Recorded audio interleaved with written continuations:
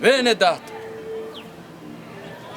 ubutumwa bwiza uko bwanditswe na Mariko igice cya 11 umurongo wa 25 handitswe ngo nimuhagarara musenga hakaba hari umuntu wabagiriye nabi ngo mumubabarire ngo kugira ngo so mu ijuru namwe ababarire ibyaha byacu.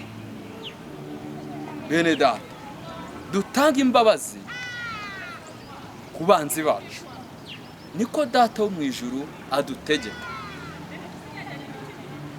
Imbabazi ni iki? Imbabazi ni ukubabarira wa muntu utari ukwiriye kubabarirwa.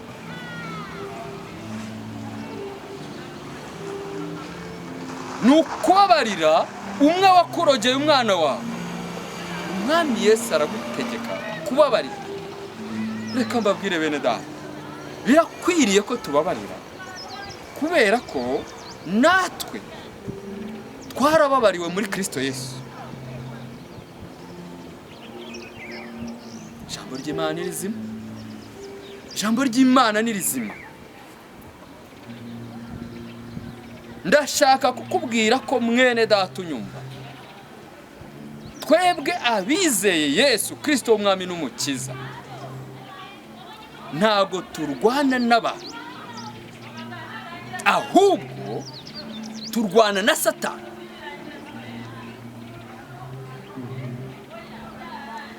Niyo mpamvu Yesu yabwiye Petero, aramubwira ati mva inyuma Satani. Ntiyavugaga Petero, ahubwo yavugaga ikiri muri Petero, ari we Satani. Oh yes, haleluya. Ushimwe, uri umunyembabazi. Senga usaba imbabazi zituruka mu ijuru, umwami Yesu arazitanga. Ndi umugabo kubihamya. Imana ibahe umugisha. Tubabarira abanzi bacu, natwe umwami Yesu ahora tubabarira ibyaha byacu, ahora tubabarira ibyo twamucumuye. Imana iguhe umugisha.